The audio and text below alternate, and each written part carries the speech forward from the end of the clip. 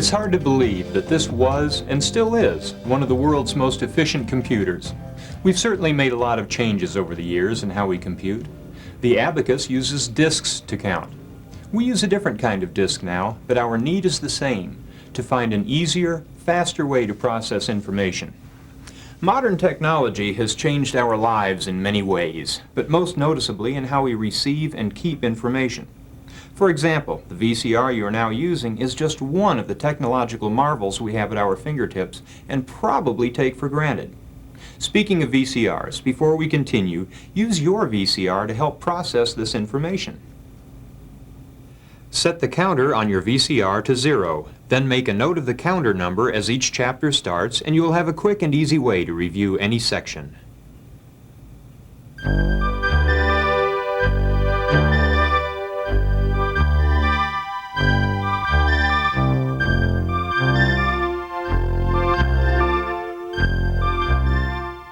It may seem as if computers have just recently taken over, but truthfully, the development of the modern personal computer began long ago. Ancient man used whatever was literally at hand to help him survive in his world. When humans ran out of fingers, we did not stop counting. We invented tools to help us. First, just rocks, then rocks in rows, then arrangements of knots on ropes. Finally, the abacus was a breakthrough in calculators. It could be stored, transported, and then reused, and anyone could learn to use it. It took a while for math to become a science. In fact, before the introduction of Arabic numerals, you didn't need to understand any symbolic elements. Then certain systematic markings began representing numbers, and reading and writing needed to come before counting. You had to learn the theory of numbers before actually using them. Mathematics then became a science. It was mathematics that directly led to the computer's existence. In fact, all the intellectual power of history's brightest minds was put to the task of simplifying counting. One of the first mechanical devices was designed by mathematician Napier, who used rods for multiplication in the 1600s. Pascal, another famous mathematician, designed a system of gears and rods for his Pascaline. Both of these were brilliant computing devices for their time, but the true breakthrough for modern computing came with Babbage's engines. Babbage's mechanical engines contained all the components we now associate with modern personal computers, although not in the same form. However, the concepts were all there. First, there was an input device to install the raw information, a processor to do the calculations, a control unit to give instructions to the processor, a storage device to keep the calculations, and an output device to produce the finished, processed information. Unfortunately, Babbage was also way ahead of his time. The mechanical tooling of the day prevented him from actually building a working model of his mechanical engines. This was a problem that time alone would solve.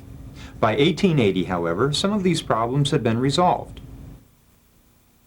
A U.S. Census employee, Herman Hollerith, developed a mechanical method of sorting and totaling punched cards to record population information. Using Hollerith's machine, the U.S. Census totals were reported within 6 weeks, a far cry from the 7 years it took the previous census to count all the people of the United States. Hollerith, by the way, went on to found the Tabulating Machine Company. We now know it by other initials, IBM. It was in the years after World War II, however, that the modern age of computers took off at breakneck speed. The invention of the vacuum tube contributed to the first generation of modern computers. Other advances made these early machines capable of dealing with both alphabetic and numeric information. They were no longer just counting machines. All of the early programming, however, was still done with a punch card containing strings of numeric code. This was soon followed by developments in transistors, which made computers smaller and faster. Making strings of numerical data relate to a machine family developed into computer languages. Languages are simply a method for humans to communicate with a machine that only knows numbers. Developing easier languages for people to use continues today. It wasn't until the development of integrated circuits and silicon chips that computing left the domain of big government and big business. The availability of mini-computers, which are scaled-down versions of the large mainframes, put computing power into the hands of small business. It was only one more step to putting personal computers into our small businesses, homes, and everyday lives. Nowadays, it's hard for us to think of the personal computer as just a microcomputer. They're able to do so much these days. The term personal computer was actually coined by IBM, and a PC has become part of our everyday language. Let's look at a few ways to use our personal computers. Our life is actually augmented by personal computers. They help us at work, home, or school. Certainly our business records are kept in computers. The accounting files, the customer files, the vendor files are all in the computer. We write mountains of correspondence for business, or write personal letters to relatives, all on a PC. We can budget our household account on a PC and even do our banking. Our children take computer classes at school, and when we aren't working with them, we use the computer to play games. The television programs we watch all use graphics created on a computer. The print and advertising we read in newspapers and magazines are typed on a computer, sent to a computer typesetter, printed on a computer press, and are generally computer designed. Even our new houses are designed on a personal computer. Indeed, this amazing machine has changed how we live. But let's get down to some of the parts of the PC. In this next chapter, we'll look at how one component, the silicon chip, has brought PCs into our daily life.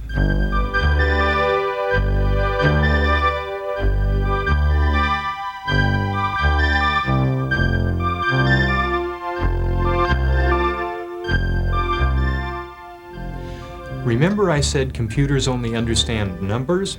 Well, to understand how computer chips are used, let's first look at how computers actually process this numerical information. Computers operate on a very simple electronic principle. All computer processes are the result of how the machine reads only two pieces of information, whether or not an electronic impulse is on or off, a binary code. Back before the telephone, we used a similar method to communicate over long distances with Morse code, which also had just two signals. The two signals of Morse code, dots and dashes, were combined in certain patterns to represent words. Remember the familiar SOS from a ship on the high seas in need of help? Each letter had its own pattern which could be transcribed by anyone who knew the code. The on-off pulse in the computer does the same thing as the Morse code dot dash. These pulses are grouped in patterns that represent numbers and letters. Early programmers had to write whole computer programs in these binary patterns using a 0 or 1 to represent off or on. Each of these on-off pulses is called a bit. Bits grouped into a pattern of 8 are called a byte. These bits and bytes make up all the numerical information used by the computer. All this on-off activity takes place inside the microprocessor. The microprocessor controls the electrical signal used by the computer to send and receive information. The important element that turns this electronic impulse on or off very rapidly and inexpensively is the silicon chip. In fact, the power of a personal computer depends on the speed of the microprocessor. The faster it operates, the more information it can process. Long, complex strings of commands can be carried out in fractions of a second with a modern microprocessor. And a microprocessor is only as good as a chip. Now you can probably understand the importance of this little chip in your computer and why they are discussed at length in computer magazines and newspapers. But will any old chip do? The search for faster and more versatile electronic chips continues in an effort to push up the processing speed. The cost of computer chips is directly related to their speed and availability. Obviously, as many chips of a certain type become available, the price comes down. Whenever a new chip is developed, the previous type usually becomes more economical and more widely used. We usually refer to computer chips by their number nicknames. The original IBM personal computers used an 8088. Any computer referred to as an XT class has this 8088 type of chip. Shortly afterward, a much faster chip was developed, the 8286. Computers using 286 chips became known as AT-class machines. With the new 386 and 486 chips, the chip number is now used to refer to the computer itself. For example, you can buy a 386 or a 486 machine. The microprocessor is a silicon chip that is the heart of the computer's central processing unit, or CPU. Before we open up the computer to get a closer look at the CPU, let's take a look at the main parts of the computer system.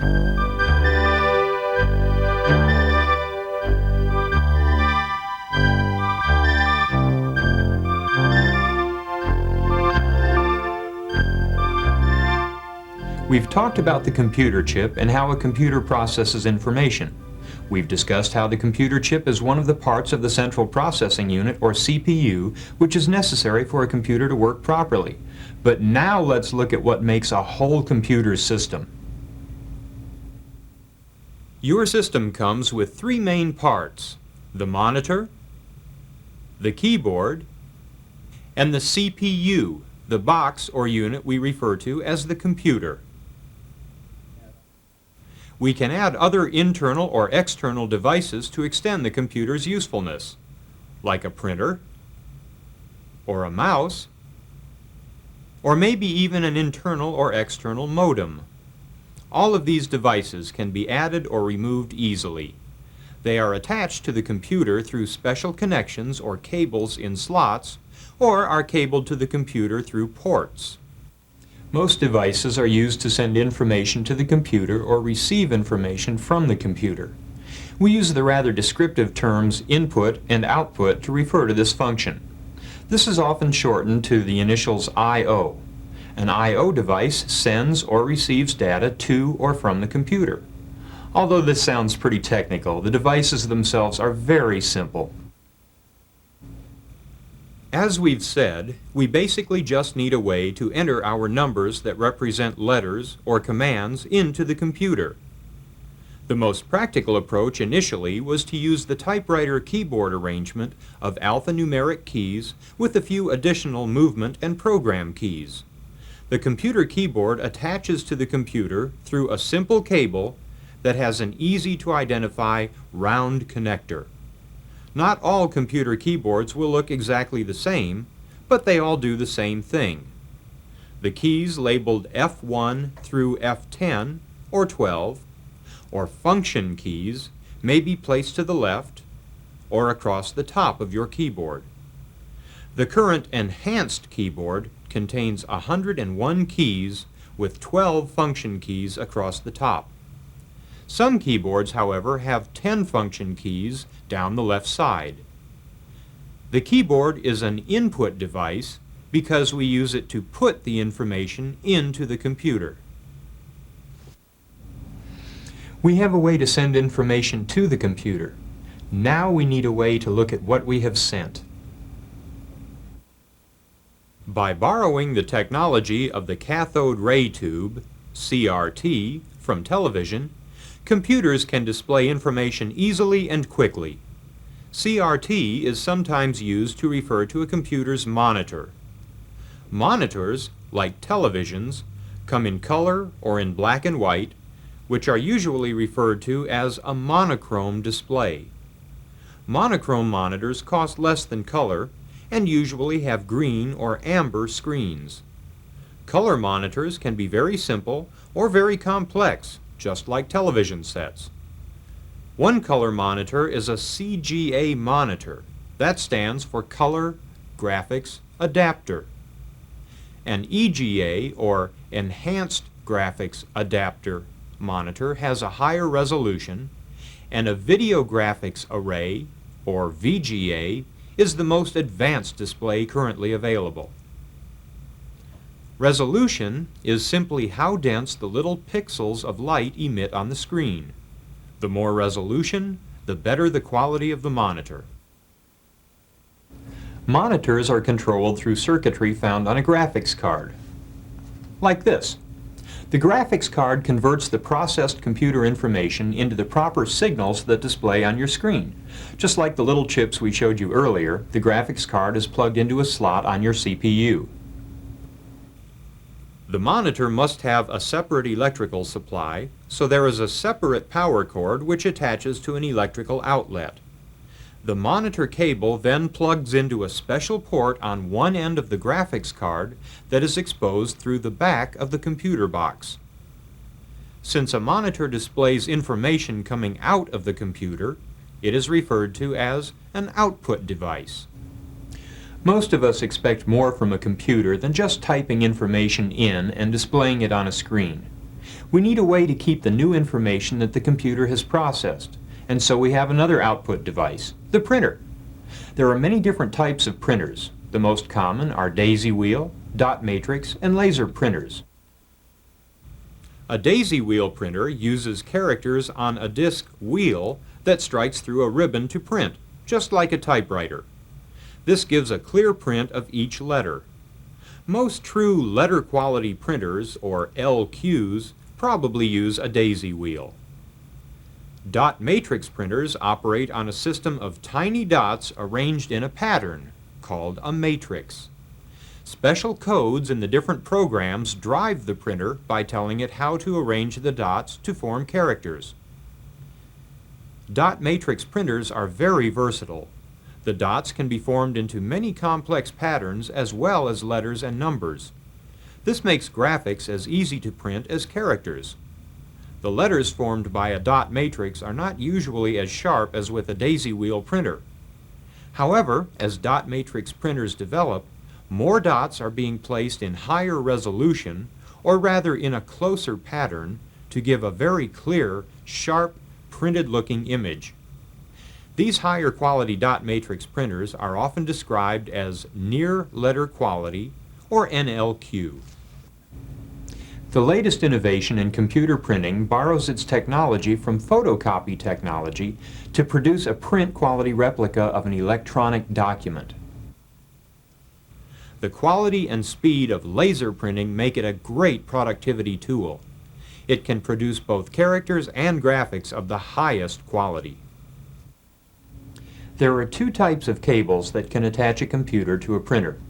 The cable types depend on the type of I/O device or card that is sending the data to the printer. These cables carry commands to the printer, and they carry the basic information or data to be printed, which are sent along in binary bits and bytes. These are the on-off electrical pulses we discussed earlier. These bytes can be sent along a cable in one of two ways. If the byte is sent one bit after another in a series, it's sent and received through a serial port down a serial cable. To identify a printer connected through a serial port, the different computer software uses the name COM, as in COM1 or COM2. Each byte can also be transmitted to the printer grouped together. 8 bits traveling parallel to each other, each along different lines and all arriving at the same time, is called parallel. This information must be sent through a parallel port using a parallel cable. The computer uses the name LPT1 to identify the first parallel port connection. This stands for Line Printer First Port. There are other devices becoming more and more popular with computer users, like the joystick, a mouse, and a modem. If you play video games using a joystick, another input device, you know how easy it is to move around the screen with just a flip of your wrist. Another really simple approach to controlling your cursor and other information on your screen is called the mouse. With a mouse, you can move the cursor anywhere on your screen in any direction. The buttons on the mouse allow you to send commands to your computer by pointing the arrow on your program screen and clicking. The mouse can be connected through a serial port on your computer or can be connected directly to the main board, called a bus mouse. One of the most fascinating devices to become available to computer users is the modem. A modem makes it possible to access data all over the world by linking computers over the telephone lines to transfer information.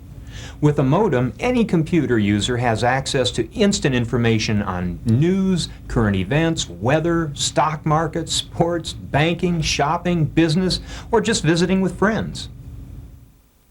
The term modem refers to what this piece of electronics does. A modem modulates and demodulates an electronic signal. In other words, it takes the computer's electronic pulses, our bits and bytes, and changes or modulates them to sound pulses. The sound impulses are then sent over a telephone line to another computer. The computer at the other end receives the sound signal and demodulates it. Every PC computer system has about the same basic equipment, with perhaps one or two special peripherals added on to give you, the user, greater versatility and enjoyment.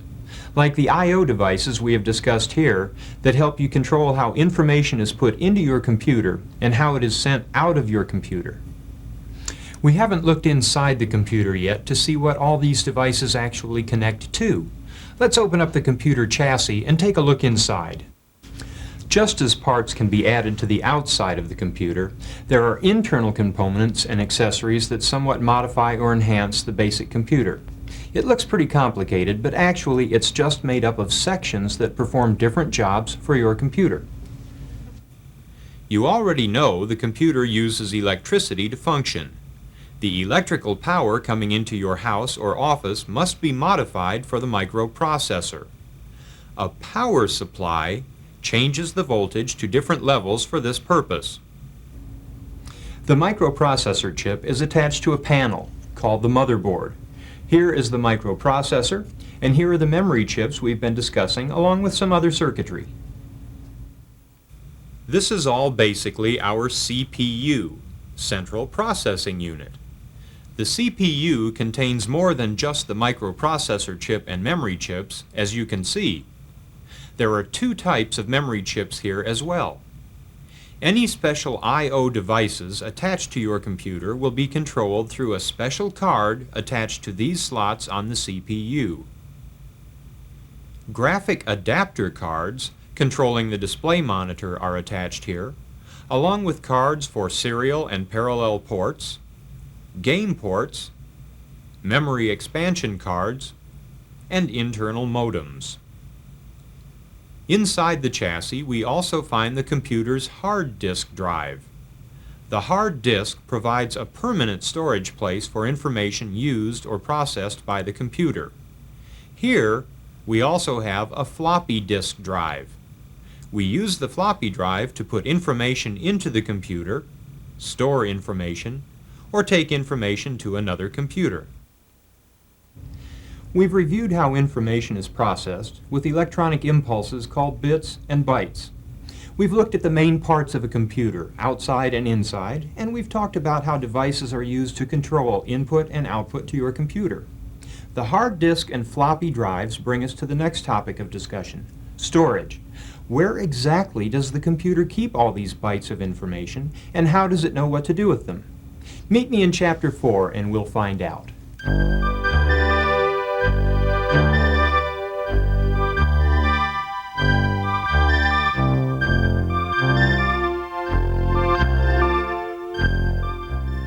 We measure the speed of a computer in MIPS, or millions of instructions per second. This figure is beyond our normal comprehension. Millions of bits, electrical impulses, processed in less than a second. Computers must have ways of storing the information being processed. They have permanent and temporary storage areas in the CPU, on the hard drive, and on floppy disks. The motherboard contains two different kinds of memory. One is essential to start up your computer. ROM, which stands for read-only memory. The other memory we use when we're finally up and operating is RAM, which stands for random access memory. How does the computer know what to do when you turn it on? Before any program or operating system is installed to give it specific directions, The computer knows it's a computer thanks to ROM, read-only memory. ROM is saved or burned in to basic chips of the computer. The CPU stores read-only memory here, so even when the computer is turned off, this info is permanently ready to go. It is contained on a chip that can be read, but not altered by you, the user, in any way. This ROM chip controls communications from a disk at the time you turn on your computer and with other internal and external devices used by a PC. ROM reads the basic input-output system, or BIOS, from your boot disk. Then BIOS acts as an interpreter, tailoring any operating system commands for your particular type of computer. In other words, when you turn the computer on, the BIOS initializes and prepares the computer for processing information. The other memory, random access memory, RAM, is quite different. When you start processing information through your operating system and application programs, the computer sets up a temporary space to store whatever it is currently working on. This is RAM. Different computers have different storage ability in RAM. We measure the size of a computer by the storage available. RAM is measured in bytes, of course, but remember the computer handles millions of instructions per second. We use the term kilobytes to measure RAM. 1024 bytes equal 1 kilobyte. Some of the original mainframe computers considered advanced in their day were no more powerful than today's smallest personal computers, having only 64 or maybe 256 kilobytes. Most personal computers will have at least 512K or 640K of RAM, but it is actually possible to measure RAM memory in megabytes or millions of bytes. RAM is only a temporary storage area though. When the computer is turned off, anything contained in RAM is gone forever. Permanent storage requires saving information to a magnetic or optical disk. The hard disk drive inside your computer can store millions of bits of information permanently. We measure the size of a hard disk with megabytes, millions of bytes. A small hard disk might contain 10 megabytes. A large hard disk might contain 80 megabytes or 100 megabytes or more. Even a small hard disk, like 10 megabytes, is large enough to contain a number of complex computer programs and still leave ample room for storing your newly processed information. Early computers stored data on large spools of tape, just like a tape recorder. To find information, the computers had to shuttle through all the tapes at high speed to find just the right spot where the data was. The development of storage on magnetic disk instead of tape made finding stored data easier and much faster. As technology increased the amount of storage available on a disk, it also decreased the size of the disk. We now use both 5 1/4 inch and 3 1/2 inch diskettes. This little 3 1/2 inch holds 1.44 megabytes of data, which means that this diskette holds more than 4 times as much as this physically larger 360 kilobytes 5 1/4 inch diskette. 5 1/4 inch diskettes also come in 1.2 megabyte, and the 3 1/2 inch disks also come in 720 kilobytes per diskette. Diskettes are mostly used to ship and transfer software to the personal computer. Then later, perhaps to transfer data from one computer to another, or to save important information. Even when you store data on your hard disk, saving or backing up the information on a diskette is a good habit to develop in case something happens to your hard disk. Take good care of your diskettes. The information on them can be damaged by careless handling. So that's how your computer stores information, by converting all those thousands and millions of electronic bytes into little magnetic signals on a disk. In the next chapter, we'll talk about the disk operating system, DOS.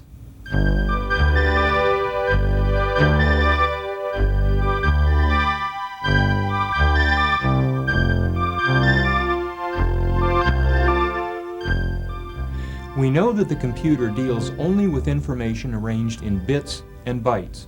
We don't enter commands to the computer that way though, nor do we use that type of information to start our program. We use a more normal type of language, or at least a short form language that tells the computer what to do. So how does it convert the ordinary things we type into bits and bytes and then process it the right way? We mentioned earlier that programmers once had to enter whole programs, instructions for the computer, in binary code. Computer languages were soon developed which used Near English language and symbols to represent binary code. Computer languages were developed like COBOL or Fortran, to name a couple. As more and more people became involved in programming, the method of sending instructions to the computer became simpler. One of the easier languages is even called BASIC. Higher level languages continue to be developed, each building on the previous generation. Now it is possible to use more developed languages, made up of statements that the computer translates to instructions that a binary machine understands. Some computers can even respond to voice commands, with the right program and the right I/O devices installed.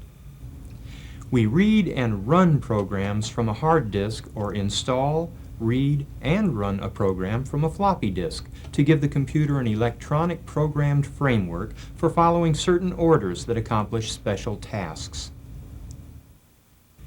We give the program directions through the keyboard using the software commands, and the computer does its job of doing the task, calculating, processing, and generally manipulating our information.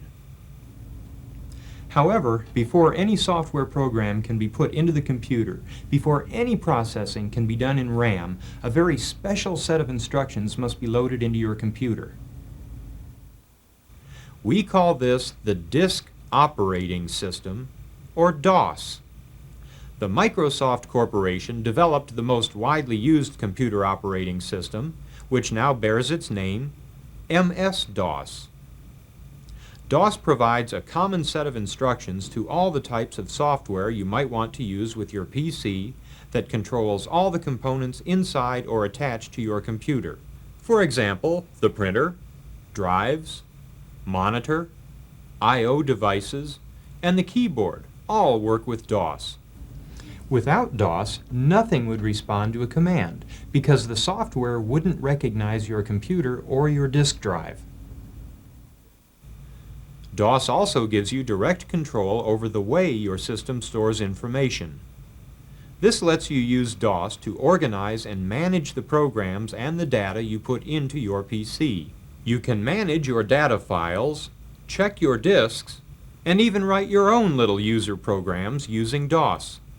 For example, to see the contents of a directory, you would type in dir for directory and press the Enter key.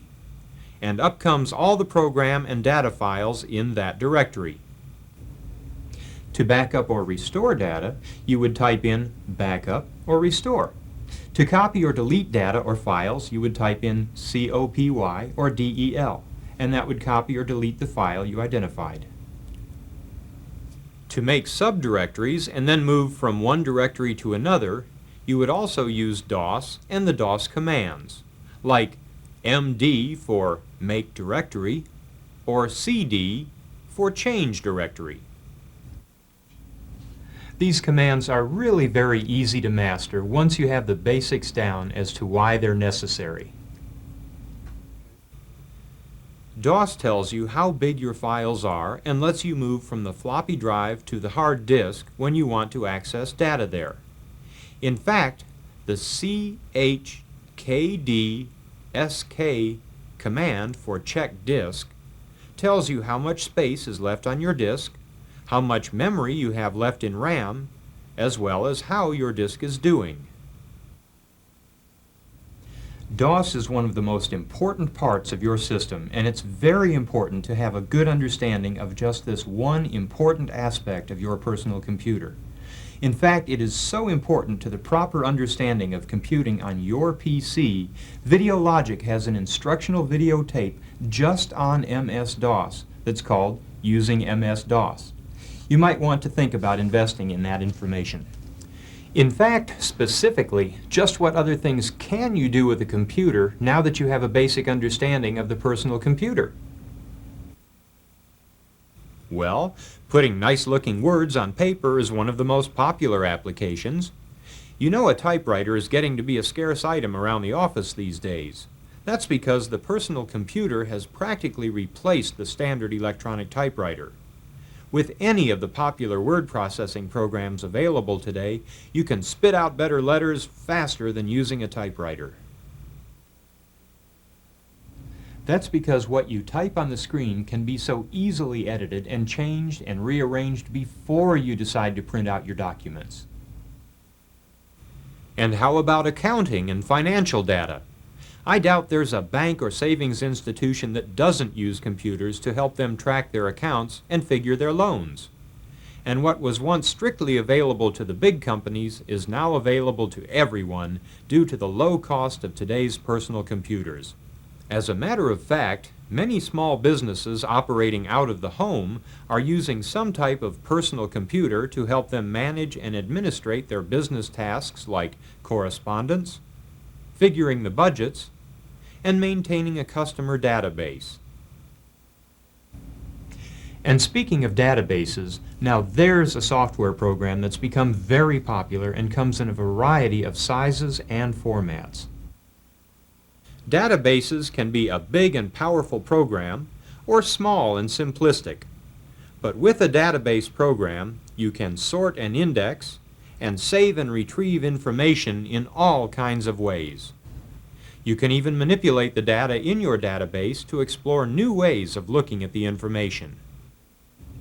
Actually, most current computer applications or programs fall into a few basic groups. For example, word processing and spreadsheets make up the majority of the PC's applications. Spreadsheets are like electronic sheets of paper that might make a pencil and calculator a thing of the past. Databases and information managers make up the next group. Another group is communications applications that help you link up with other computers, and then there's the utility programs group that helps you manage your PC. Finally, there's graphic programs that let you truly express yourself in all kinds of ways. Today, computers are everywhere, doing almost every imaginable task. They're available to everyone, not just for big business or government. They are now a part of our lives that will continue to grow more and more prevalent. Understanding how a personal computer works is the first step to integrating it into your everyday life. Remember, personal computers are just a tool like any other tool. It can serve your needs well if it's used well. Take advantage of the opportunities you have, opportunities not available even 10 years ago. They simplify routine tasks, access distant information, and usually improve your daily job with this little tool called the personal computer. I know you'll do great. So long and good luck.